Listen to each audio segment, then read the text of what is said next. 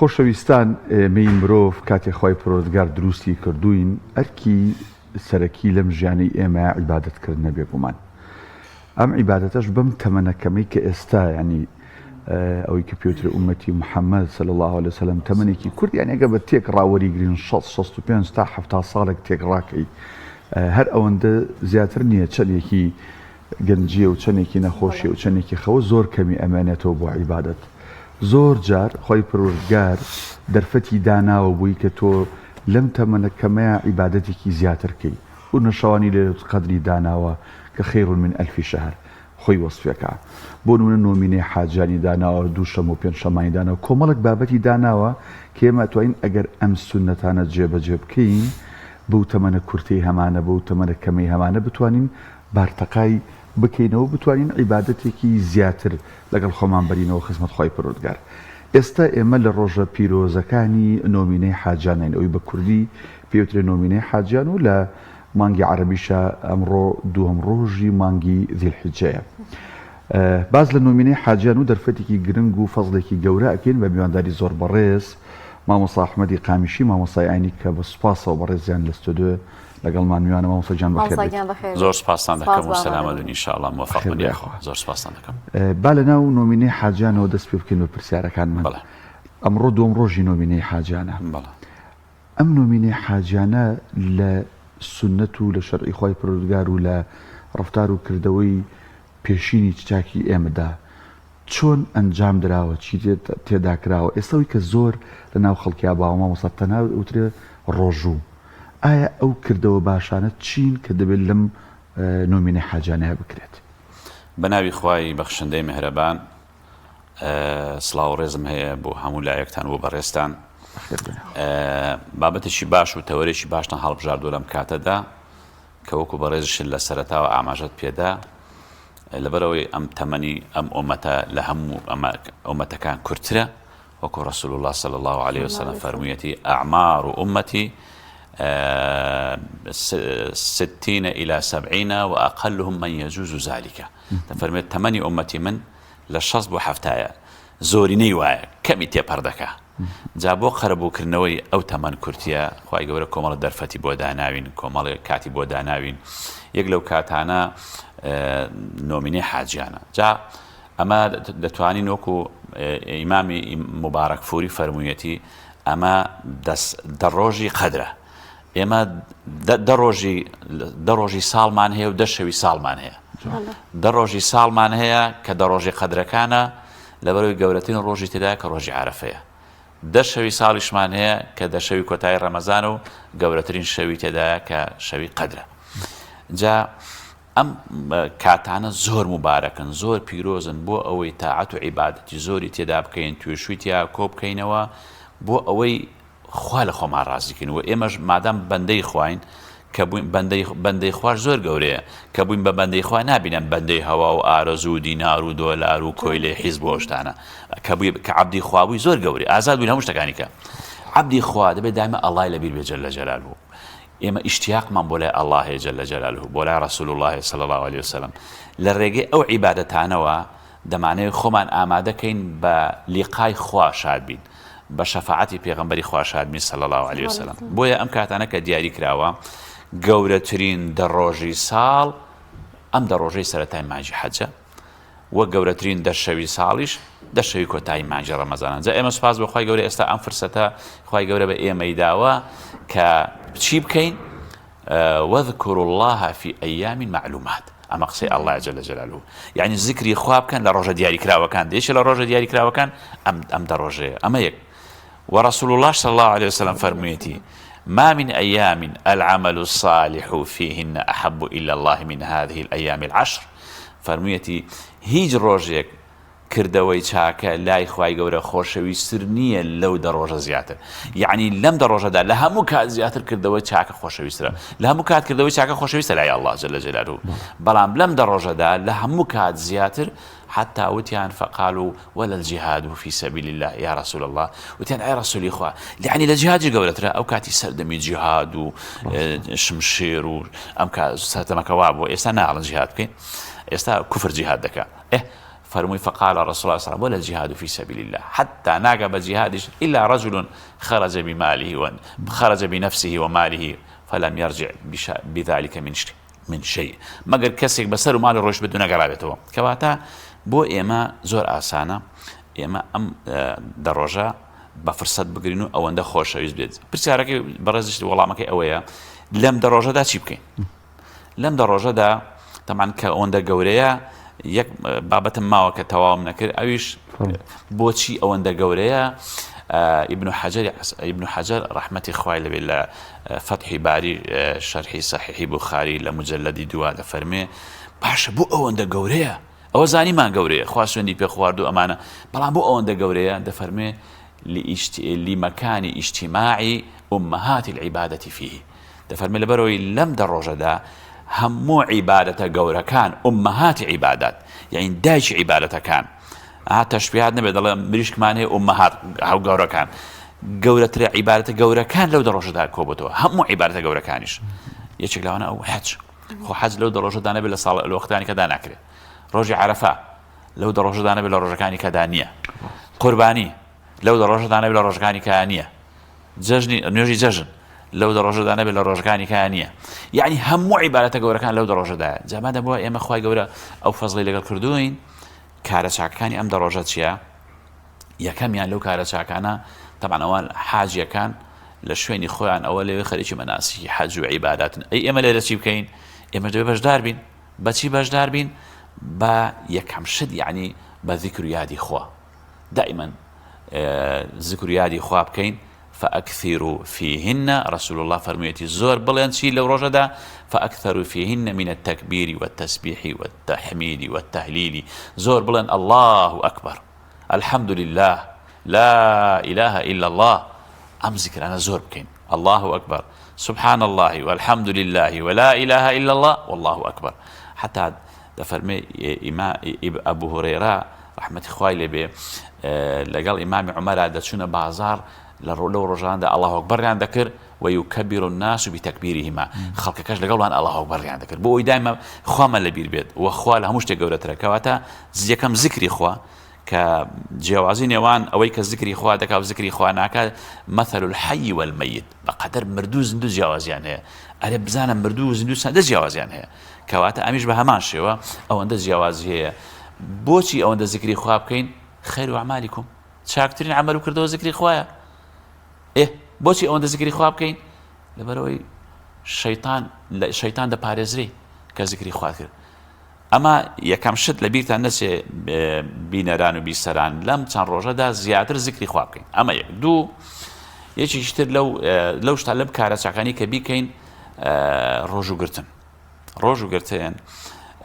روايات كرا ولا هندي لخزانة كان رسول الله صلى الله عليه وسلم كان رسول الله صلى الله عليه وسلم يصوم 9 ذي الحجة رسول الله صلى الله عليه وسلم أو نوروجي قرتوها إيه تور بيقرأ بتابتي أفرتان زول أعزان ما شاء الله أجر نوروجي كشت بينا جيرا دوش ما بينش مكان بيبا يعني شو روج لك بو أويلاني كم تو لما جك أجر صالنا هموش صال لما صالي لما جك سير روج بقري ضربي دكري صيام 3 أيام من كل شهر كصيام الدهر همو مانجي بينري خوش شوي سيروج بروجو بوكم صاحب بروجو بيوا كاتو تولم دروجه ده سيروجه كات شواروجه تاوك سيروجه تاوكو واجر اوش هر بينكرا اضعف الايمان روجي عرف بروجو يعني في غبري صلى الله عليه وسلم فرميتي الصيام يوم عرفه احتسب على الله ان يكفر السنه التي قبله والسنه التي بعده وميد موايا روجي عرفه بروجو بوني روجي عرفه بتكفارات دوسال كواتا أما أضعف الإيمان كبا روجي عرفش بيبين وروجي عرفش لم دروجه دايا كواتا كمان نوتمان الكارة ساكا كاني كمان زور ذكري خوابكين دوميان بروجو بين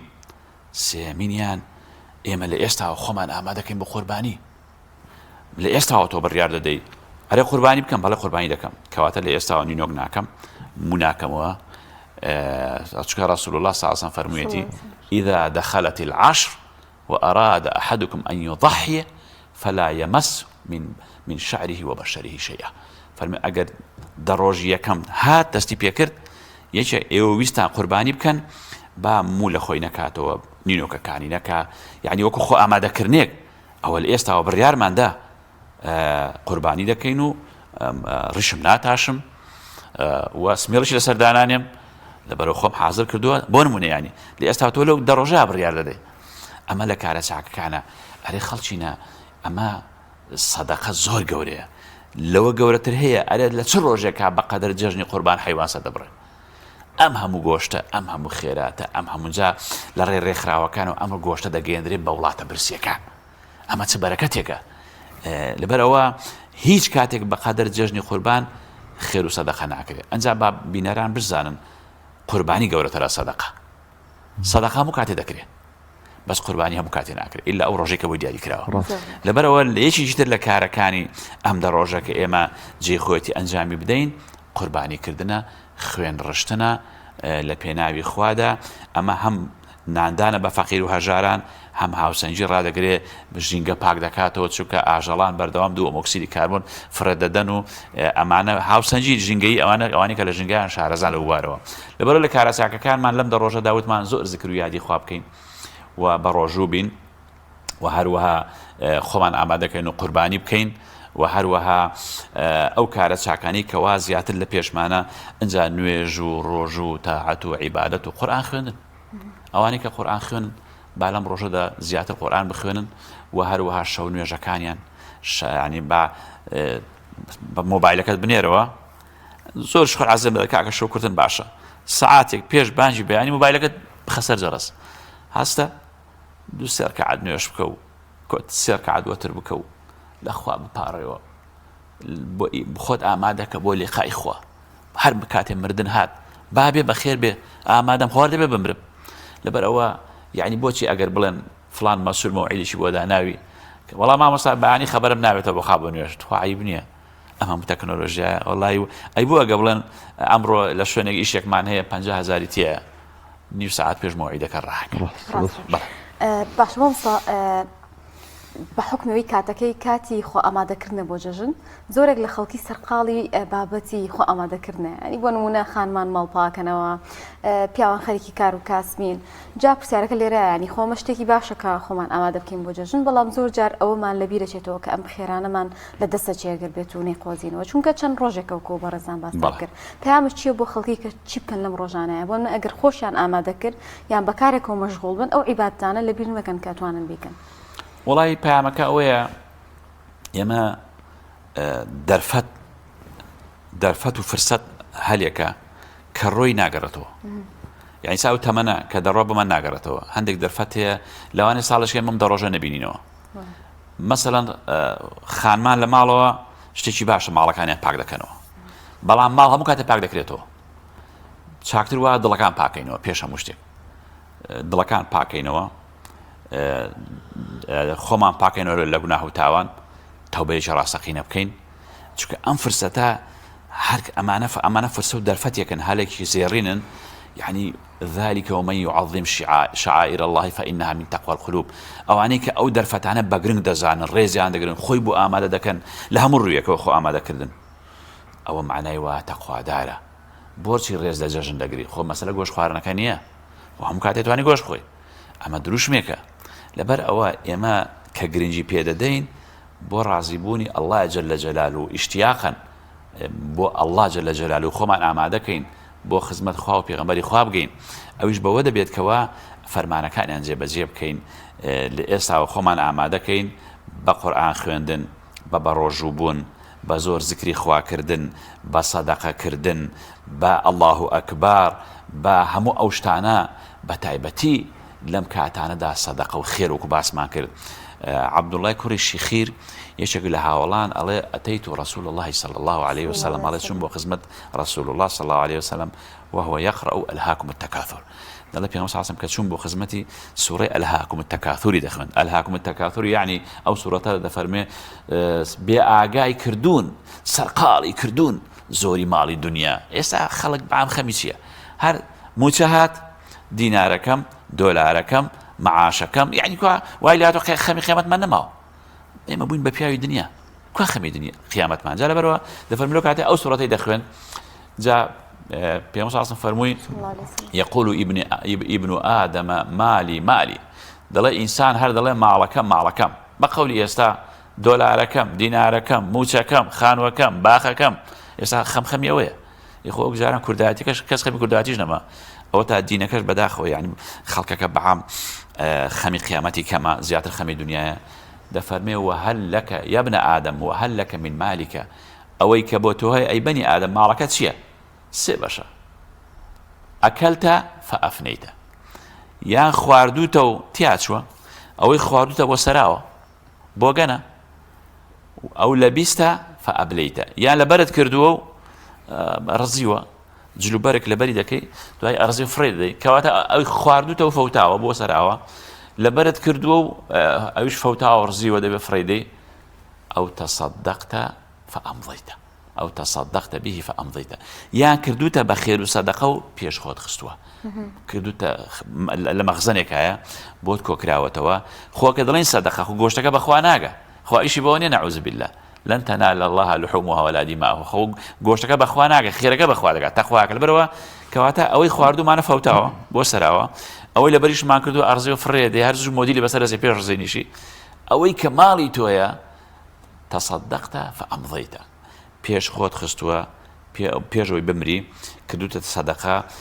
هەڵگیراوە بۆت ئەوە ماڵی تۆیە بۆیە ئێمە هەوڵ بین سەدەقە بکەین بەتایبەتی لەم کاتانەداکەوە بەهۆی قەیرانی داراییمان هەیە بەردەوام کە موچەکان دوا دەکەوێت خەڵکانێک دەبینی وەزعی ئابووری جێگیر نییە خەڵکانێک کە زل ئاسێکی بەرزدایە خەڵکانێکیش زۆر حاڵی خراپە لەبەرەوە ئێمە بەردەوام ئیسلام پێمان دەڵێ پێکەوە ژیان ئەوەی هەتا هەمووی خۆت نییە بەشی خەڵکیشی لێبە وەکو باسمان کرد هەموو سەدەقەیەکە دەکرێت لە قورباندا هەموو ئاژەڵە سەردەبڕێ ئیسلام دائیمەن دەیەوێت هەمومان بژین بەعکسی عەلمانیەکان عەلمانی دەڵێ خۆم بۆ خۆمی تۆش دەخۆم نا ئیسلام دەڵێ نا ئەوە تۆ ئەمانەتێکە لە بەردەستە لەبەر ئەوە ئەم فرسەتانە کەوا خوای گەورە دایناوە بۆ ئەوەی کەوا بیر لە نیعمەتەکانی خوا بکەینەوە خێر و سەدەقە زۆر بکەین وە خەمی قیامەتیشمان بێ وە خەمی خەڵکیشمان بێ مامۆستا ینی لە کوردەواری ئێمە زۆر ینی ئیحتیمام بە ڕۆژوو درراوە لەم ڕۆژانە من ئەمەوێت جەختی لەسەر بکەم چۆ جەنابیشت باست کرد ئەم نۆ ڕۆژە مرج نییە یعنی ئەگەر خوشکێک برایە گۆی زانی ڕۆژێکی بۆ نەگیرا بڵێتەوە من نۆمینی حاجانە بە نەسیب نەبووە ینی ئەکرێ بە ڕۆژوش بین و ئەکرێ بە ڕۆژوش نەبین و جەنابەت فەرمووت ئەکرێ خێرەکانی دیکە بکەین سیری ڕەحم بەجێ بگەێنین کەسێکمان عاجز کردووە ئاشتیکەینەوە خێر و سەدەقەیە بکەین دەست بێنین بەسەری مناڵێکی بێ باوکە جلێکی جژنی بۆ بکڕین ینی ئەمانش هەموو أحب الأعمال وانە ینی هەر کورتی نەکەینەوە تەنها لە ڕۆژۆکەیە چونکە من بیستومە لەو داپیرە بە ڕێزانەی کە بە تەمەنێک چوونیان پیاوانێک ئەڵێ گەر ڕۆژێک بە ڕۆژوو نەبین ئێمە نۆمینی حاجانمان لە دەست چووە من حەزەکەم جەنابەت زیاتر لەسەر ئەمە جەختکەیتەوە کە هەموو عیبادەتەکان لەم ڕۆژایە لەم نۆ ڕۆژایە گەورەی نەک تەنها ڕۆژوو بەڵێ رسول الله صلى الله عليه وسلم كفرميتي أحب الأعمال وأكثر فيهن أوي كوا كارە چاکەکان وقدیمانی خۆمان دەڵێن هەرچەندە دین بە شتی قەدیمان ناکرێ ئێمە بەڵگەمان تەنها قورئان و سونەتە بەڵام خۆ وتیانە قسەکەشیان جوان ئەڵێ خۆ خێر هەر مەڕوو بزن نییە جارەوە ئەزانم هەر مەڕوو بزن خێرە و سەری برکات خۆ برسێتی بووە بەڵام وەکو بەڕێز ئاماژەت پێدا خێر مەسەلەن تۆ بچۆ سەردانی هەتیوە کە دەستی بەسەری دابێنە و هاوکاریێکی بکە مەسەلەن ئەمڕۆ خەڵک هەلە خۆ تووڕێ هەلە خۆی لالوتە بەتایبەتی بە خۆ زانی ئەم دنیای ئەحزابە بوون بە فیتنە خەڵکەکان دابەش بوون تۆ چۆن بتوانین دڵی کەسێک چاکەیتەوە ئەم دەرفەتە کە بەرەو جەژن دەڕۆین بڕۆ دڵی چاکەرەوە هاوکاری بە سیلێ ڕەحم جێبەجێکە سیلێ ڕەحم هەر نەما بۆی ئەم تۆڕە کۆمەڵایەتیەکانەوە دڵەوە لایکێکم بۆ کردی با بەلایکم نایەون وەرە سەردانێکم کە چاک بخۆرەوە یعنی بەڕاستی وەزعەکانجا کردەوە چاکەکان هەم سیلێ ڕەحمە هەم هاوکاری ماڵی هەتیوانە هەم خێر و سەدەقەیە یعنی سیلێ ڕەحم نەوعی زۆرە ئەوەی کە جەنابیشت باست کرد سەبارەت بە ڕۆژوو بەو شێوەیە نییە کە وتراوە وەڵا ئەگەر ڕۆژێکت نەگرت کەوابێەوە دەبوازی لێبێنی بە پێی توانە چەندت بۆ ژیرا واجبیش نییە واجبیش نییە لەبەرەوە سنەتیش گەورەیە بەڵام بە پێی توانە وەکو لە سەرتاوە ئاماژەم پێدا ئەگەر بۆت کرا هەر نۆ ڕۆژەکە وەکت باسش ماگوتمان ژن لەو ڕۆژانە زۆر ئازان بە تایبەتی ژنی قەدیم ئەوانەی کەوەکو ئەشیا یابانی واون ڕێزم هەیە بۆکانی کەشتەوان ئەوان ئازابوون زۆر ئەگەر نەکرا دووشەمە و پێنجشەمەکان بە ڕۆژوو بێعین دەکاتە 4 ڕۆژ لەو دە ڕۆژەدا زۆر باشە 4 زۆر باشە و لە سەرتا باسم کرد ئەگە هەر نەکرا ئەزعف الئیمان ئەوە ڕۆژی عەرەفە و ڕەمەزانی لێ ڕۆژی عەرەفە دەبێتە کەفارەتی 2 ساڵ و دەیکەینە ڕەمەزانە سکۆلە ڕەمەزانە سکۆلە خەڵکەکە بە مامۆستاکان لە مزگەوتەکاندا باز دەکەن زۆر خۆشە ڕۆژی عەرەفە مەغریبەکان کە دەبینیم هەمووی دەبە ئابێکی لەبەر لەبێ خۆی دانا هەمووی خورما و دابەش دەکرێت یعنی ڕێک جەوێکی ڕەمەزانی مەمە دروست دەکات جا برسیشتە ئێوارە کە دەسەوێعین جەژنەکە دەبێت بە 2 جەژن یعنی بەڕاستی ئەم ئیسلامە سوبحان الله ئەوەندە مڕاعاتی هاوسەنجی ڕاگرتووە لە هەموو شتەکاندا ئەگەر ئێمە بەڕاستی ئیشی پێ بکەین شوێنکەوتی هەو ئارەزوو نەبین بۆیە مەرج نییە بڵێ وەڵا ئەم 2 ڕۆژانە پێم نەکراوە یان ئافرەت لە عادەدایە 2-3 ڕۆژ لەبەر ئەوە چەنێ پێت کرا بەڵام هەتا زیاتر بێ باشترە لانی کەم ئەگەر بکری دووشەمە پێنجشەمەکان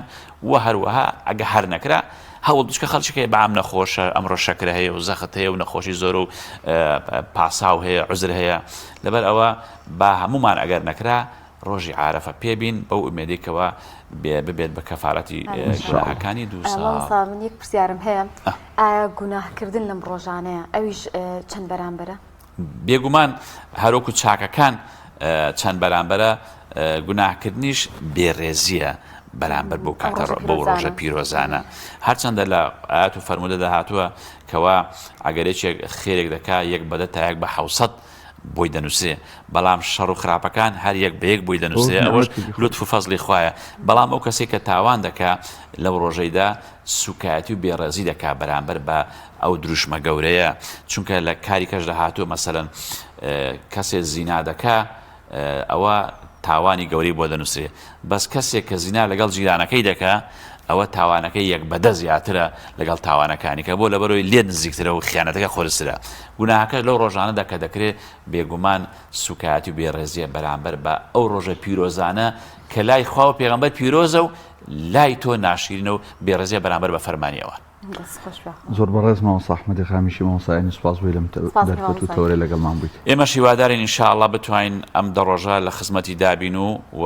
جەژنێکی خێر و خۆشی بەدوا دابێ و تاعات و عیبادەتی حاجێنیشمان قبوڵ بێ و بتوانین لە خزمەتی دابین. اللهم ئامین. بەخێر بێ.